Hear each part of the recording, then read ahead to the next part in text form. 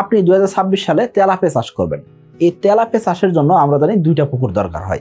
একটা আমরা কি লালন পুকুর, আর একটা হলো কি নার্সারি পুকুর। নার্সারি পুকুর জিনিসটা কি, এই যে বড় একটা পুকুরে মাছ ছাড়বেন, এই মাছ ছাড়ার আগে আপনি ছোট পোনা সংগ্রহ করছেন।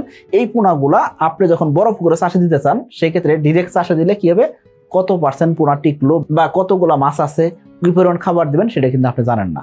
এর পাশাপাশি এই যে আপনি মাছ ছাড়লেন, সকল মাছ টিকবে না। কেন টিকবে না? কারণ কি অনেক জায়গা, এত জায়গার ভিতরে আসলে পানির চাপ অনেক বেশি থাকে।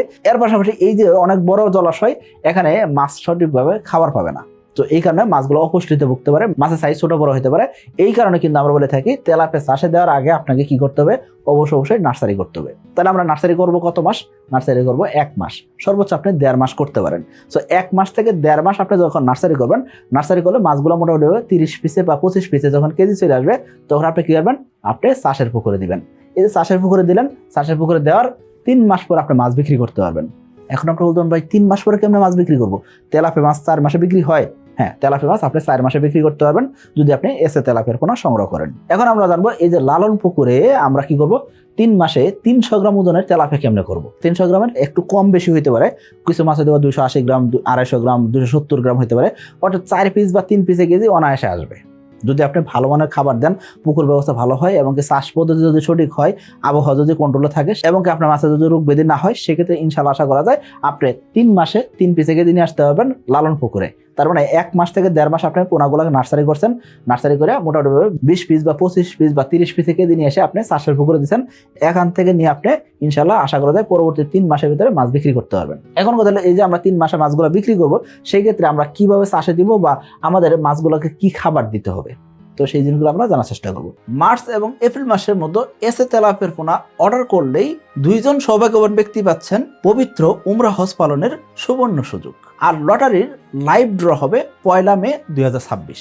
দেখুন, আপনি কি করলেন, প্রথমে নার্সারি করলেন। নার্সারি করবেন কতদিন? 30 থেকে 45 দিন পর্যন্ত আপনি নার্সারি করলেন। নার্সারি করার পরে আপনার মাছ যদি 30 পিসের নিচে আসে, সেই ক্ষেত্রে ইনশাল্লাহ পরবর্তী 3 মাসে আপনি মাছের গ্রোথ পাবেন। কিন্তু আপনি 45 দিন নার্সারি করলেন, মাছের ওজন 60 পিসে কেজি আছে, অর্থাৎ 30 দিন থেকে 45 দিন নার্সারি করার পরে আপনার মাছ এখনো 60 পিসে কেজি বা 50 পিসে কেজি। এক্ষেত্রে কিন্তু আপনার তেলাপিয়ার গ্রোথ কিন্তু সঠিক নয়। খেয়াল করবেন, 45 দিন যদি আমাদের এসে তেলাপিয়া নার্সারি করেন, সেক্ষেত্রে অনায়াসে মাছ 25টা 22টা 20টা কেজি চলে আসে।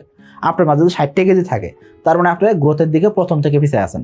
সো আপনার হয় পুকুর ব্যবস্থাপনা খারাপ, অথবা অধিক ঘনত্বে চাষ করতেছেন, অথবা মাছের জাত সঠিক দেন নাই, অথবা আপনি সঠিক মানের খাবার দিতে আছেন না, অথবা সঠিক পরিমাণে খাবার দিতে আছেন না। যে কোনো একটা না একটা জায়গায় সমস্যা আছে বা একাধিক জায়গায় সমস্যা একসাথে করে রাখছেন, যার কারণে আপনি মাছের গ্রোথ শুরু থেকে কম আসতেছে।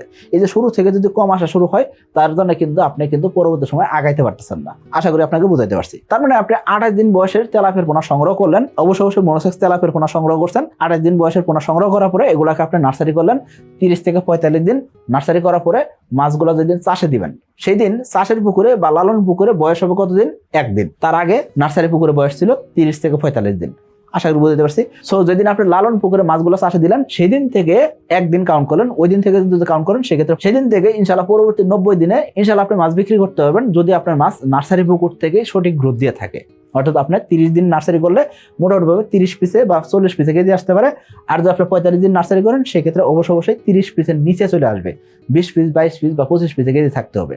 যদি এই গ্রোথ থাকে, তাহলে আমি বলবো আপনাকে আপনার তেলাপিয়ার জাত ভালো আছে, অথবা আপনি যে পদ্ধতি চাষ করতেছেন সেই চাষ পদ্ধতি ঠিক আছে। ইনশাল্লাহ পরবর্তী 90 দিনে ইনশাল্লাহ মাছ আপনি বিক্রি করতে পারবেন। কিন্তু অধিকাংশ খামারের ক্ষেত্রে এই জায়গাতেই ভুল হয়।